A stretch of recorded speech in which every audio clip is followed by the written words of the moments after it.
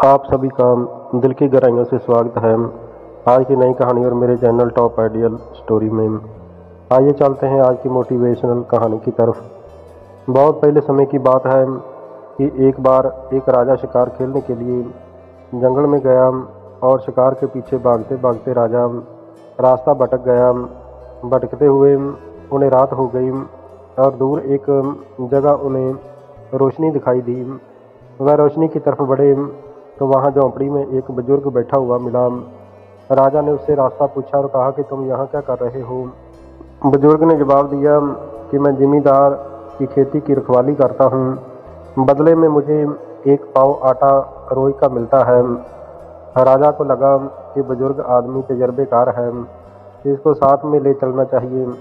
राजा ने कहा कि तुम मेरे साथ चलो, मैं तुम्हें रोज का आधा किलो आटा दे दिया करूँगा। बुजुर्ग तैयार हो गया। दोनों राजमहल में पहुंच गए। राजा ने बुजुर्ग को एक कमरा दे दिया और बुजुर्ग वहीं पर आराम से रहने लगा।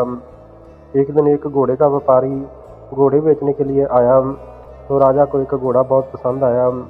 उसने सोचा कि इसमें उस बुजुर्ग की राय भी ले ली जाए, तो उसने बुजुर्ग को बुलाया और कहा कि ये घोड़ा कैसा है।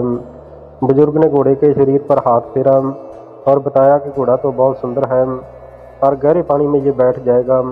राजा ने बुजुर्ग की सलाह को ना मानते हुए घोड़ा खरीद लिया। कुछ दिन बाद जब राजा उसी घोड़े पर शिकार के लिए जा रहा था तो रास्ते में एक नदी पार करते हुए तो घोड़ा गहरे पानी में जाकर बैठ गया। तो राजा को बुजुर्ग की बात याद आई। वह वापस आया और बुजुर्ग को बुलाकर पूछा कि तुम्हें कैसे पता चला कि घोड़ा गहरे पानी में बैठ जाएगा। बुजुर्ग ने बताया कि जब मैंने घोड़े के शरीर पर हाथ फेरा तो मुझे उसके जिगर में गर्मी महसूस हुई, जिससे लगा कि घोड़ा गहरे पानी में बैठ जाएगा। राजा ने घोड़े के व्यापारी को बुलाकर कारण जानना चाहा। व्यापारी ने कहा कि बचपन में इस घोड़े की माँ मर गई थी, तो इसे भैंस का दूध पिलाकर पाला गया है, जिससे इसके जिगर में गर्मी हो गई।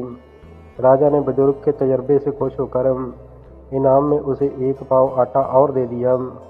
अब बुजुर्ग को 3 पाव आटा रोज का मिलने लगा। एक बार बैठे बैठे राजा के दिमाग में आया कि बुजुर्ग से अपनी रानी के बारे में क्यों ना पूछूं। तो राजा ने बुजुर्ग को बुलाकर कहा कि आप बहुत तजर्बेकार हैं, आप मेरी रानी के बारे में भी बताएं। बुजुर्ग ने कहा कि ठीक है, आप रानी को वस्त्रों के बिना एक कमरे में बिठा दो तो मैं रानी के बारे में बता सकता हूँ। राजा ने वैसा किया। रानी को वस्त्रों के बिना एक कमरे में बिठा दिया।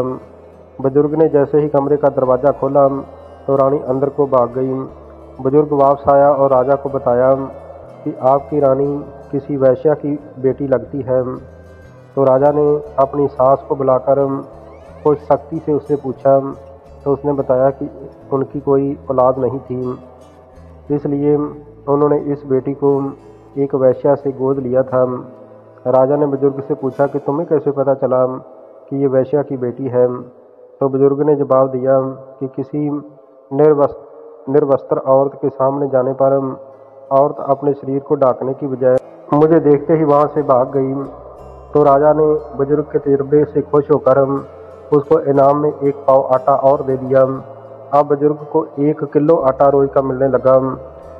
तो एक दिन राजा ने बुजुर्ग को बुलाकर पूछा कि अब आप मुझे मेरे बारे में कुछ बताइए। तो बुजुर्ग ने बेझिझक होकर कहा कि आप तो किसी बनिया के बेटे हो। तो राजा को ये सुनकर गुस्सा भी आया और हैरानी भी हुई। राजा उसी समय उठा और अपनी माँ के पास गया। तलवार अपनी गर्दन पर रखकर बोला कि माँ, सच सच बता कि मैं किसका बेटा हूँ, नहीं तो मैं अपनी जान दे दूंगा। माँ डर गई और बताया कि तुम्हारे पिताजी राज्य के काम धाम से बाहर ही रहा करते थे, यहाँ एक मुनीम रहता था, तुम उसी की औलाद हो। तो राजा ने बुजुर्ग से आकर पूछा कि तुम्हें कैसे पता चला कि मैं बनिया का बेटा हूँ। तो बुजुर्ग ने जवाब दिया कि मैंने आपको लाख लाख टके की एक एक बात बताई और आपने उसकी कीमत क्या रखी, सिर्फ 1 पाव आटा, जिससे इस बात का पता चलता है कि आप बनिया के बेटा हो। अगर आप किसी राजा का शाही खून होते तो मुझे जगीरें बख्श देते, तो राजा ने बुजुर्ग के तजर्बे से खुश होकर बुजुर्ग को अपने मंत्रिमंडल में शामिल कर लिया। तो प्यारे दोस्तों, ये कहानी आप सबको कैसी लगी? अगर ये कहानी आप सबको अच्छी लगी हो तो कृपया मेरे चैनल को सब्सक्राइब जरूर कर लेना। आप सभी का बहुत बहुत धन्यवाद। अच्छा करो, अच्छा सोचो और खुश रहो। वंदे मातरम। जय भारत।